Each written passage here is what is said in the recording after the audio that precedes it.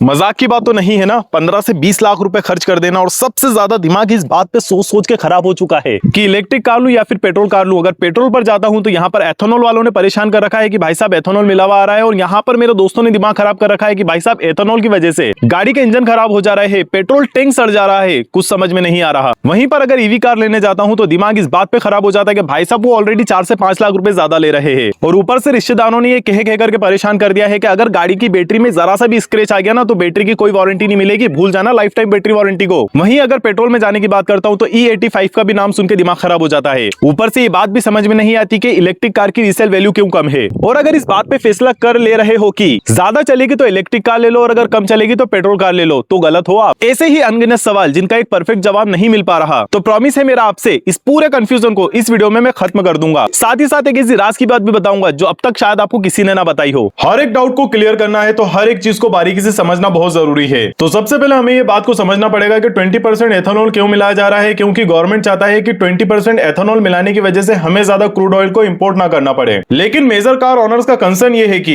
Petrol में ethanol मिल जाने की वजह से इंजन वैसा परफॉर्मेंस नहीं दे पा रहा जैसे पहले दिया करता था। यहीं तक नहीं बल्कि गाड़ी चलाना भी महंगा पड़ने लगा है, क्योंकि भाई साहब 10 से 15% का माइलेज में ड्रॉप आ गया है। साथ ही साथ एथेनॉल ही की वजह से रबर एंड मेटल के होस पाइप, मतलब जहां से हम पेट्रोल डलवाते हैं, जो होस लाइन होती है मेटल की होती है, वहां पर रस्टिंग आने की वजह से वो सड़ जा रही है। इसके अलावा भी बहुत सारी समस्या अलग अलग जुड़ी हुई आ रही है। लेकिन यहाँ पर अब थोड़ा सा देख लेते हैं इलेक्ट्रिक कार्स बायर्स के लिए भी। पहले बात कर लेते हैं फायदों की, फिर बात करेंगे नुकसान की। कि भाई साहब अगर आप ईवी कार ले लेते हैं तो 80% तक आपकी कार के चलाने की कॉस्ट, फ्यूल का एक्सपेंसेस कट हो जाते हैं। साथ ही साथ इंजन की तरफ से भी बेफिक्री हो जाती है कि यहाँ पर कोई इंजन ऑयल चेंज कराने का हेडेक नहीं रहेगा। साथ ही साथ आने वाले समय में फ्यूल को लेकर जो पैनिक सिचुएशंस आती रहती है उसका भी हेडेक नहीं रहेगा। स्पार्क प्लग का भी कोई लेना देना नहीं। यहाँ पर सीधा सा फंडा है, गाड़ी चार्ज करो और गाड़ी चलाओ। लेकिन इतना हरा भरा सब जो अच्छा दिखाई दे रहा है, यहाँ पर इसके कुछ नेगेटिव पॉइंट्स पे भी बात कर लेते हैं। और सबसे बड़ी समस्या यह है कि भाई साहब नॉर्मल कार्स के मुकाबले इनकी 20 to 35% तक प्राइस ऑलरेडी ज्यादा होती है। साथ ही साथ जिस तरह से पेट्रोल में एक हेडेक फ्री होकर हम किसी भी लॉन्ग जर्नी पर जा सकते हैं, यहाँ पर ऐसा नहीं कर सकते।